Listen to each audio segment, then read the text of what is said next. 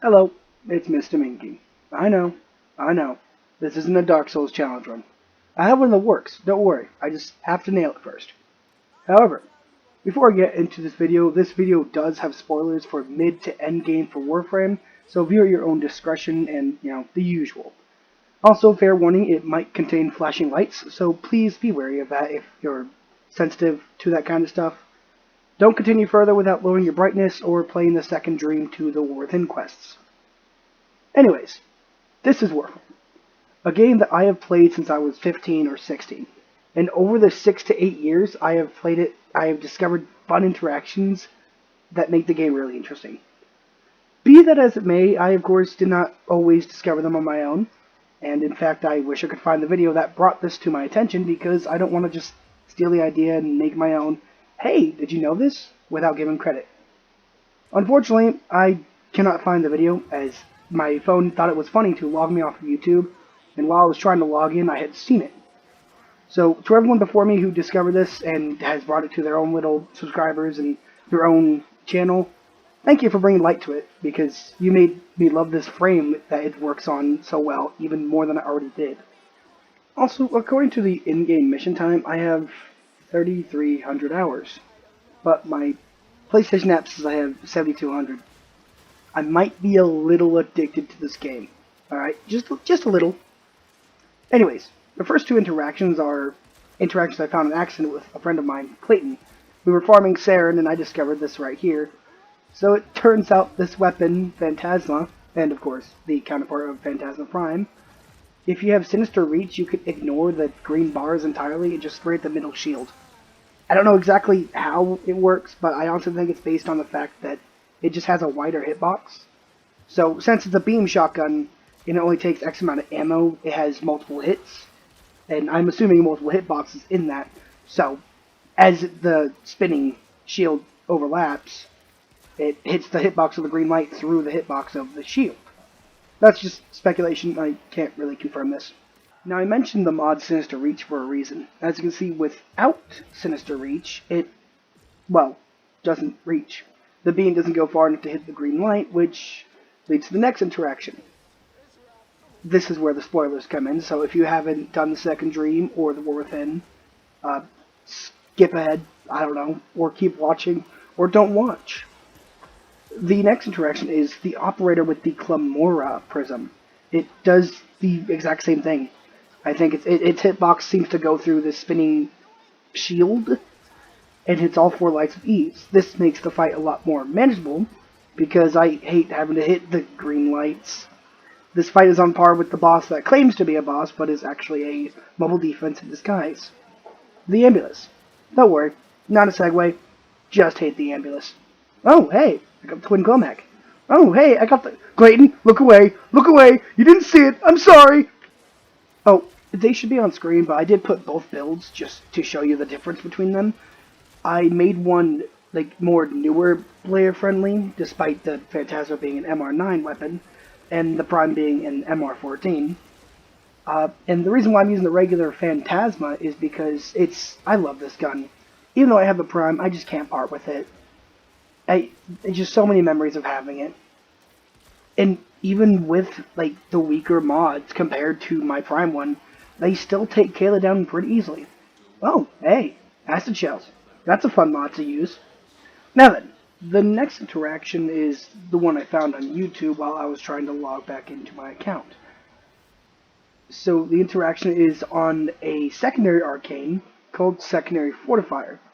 This arcane increases your secondary damage to Overguard by 3 times, 4 times, 5 times, 6 times, 7 times, and 8 times, respected on your rank of 0, 1, 2, 3, 4, or 5, while also giving you 1 Overguard per 100 damage you deal to the enemy's Overguard themselves. You need a total of 21 arcanes to get the max bonus, and you get them from the Ascension mode on this planet, and you get it from the mission Brutus. If you do Steel Path, it's a 20% chance to get it, and regular mode's about 6% chance. Now, the reason I'm showing this is because there's a fun thing called Heat Inheritance, or something along those lines. However, this is just a community term for saying that the first Heat proc is the determiner. I guess. Uh, but with heat proc, it has an added bonus. It strips armor by 50% after it's either 10 stacks or I think it's like 5 seconds. It's either a timed thing or just a stack thing. I don't quite remember, and I'm not going to check the wiki right now because I don't know how.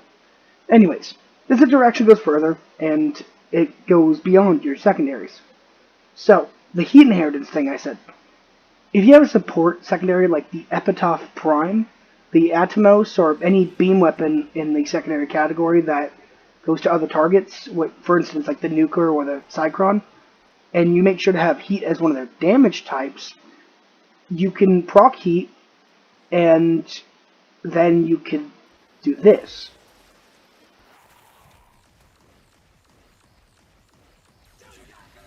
So if your secondary weapon does a heat proc before you use a Warframe ability that has heat damage by way of the base ability, or an augment, I also want to note it doesn't work with exalted abilities, then you can give your Warframe Overguard by way of the heat proc damage, as you saw with my Protea. Now, the wiki only talks about a couple of frames, such as Protea, Hilgen, and Goss. Hilgen's Blazing Pillage augment gets it passively, albeit slow. Protea uses her artillery, which is honestly the best use of this, and Gauss uses Thermal Sunder, which is also good, but I don't have Gauss built right, so you'd see low numbers if I showed you. Ember can also do it, so it does bring her survivability up really great. I didn't get any footage of it because I forgot to, at least for her last ability, to keep the Overguard. But it does work. As long as you don't have another single elemental status like Toxin, Cold, or Electricity, you can pair it with Fireball Frenzy to allow your weapons that don't have fire to gain fire. This also works with Chroma. If you want to scream at your enemies or have your effigy out, there you go. Godspeed. So, this also works with his fire-based elemental ward. It's very weak, it's almost not noticeable, but the elemental ward is a Helmuth ability. Another ability that works is actually Neza, because his first ability is also a Helmuth ability. So you can put that on a frame that you might not like an ability of, like for instance Revenant's Reeve. I don't like Revenant's Reeve, I might put this on it. Even though Revenant, it would be kind of counterproductive because he's already Overguard. Anyways, I also only realized the Neza part as I was doing the script. I'm very happy about that. But here's the little montage of all the frames I discovered that you could kind of do it with, and I tested out. There's definitely more, and if you have any more, let me know in the comments.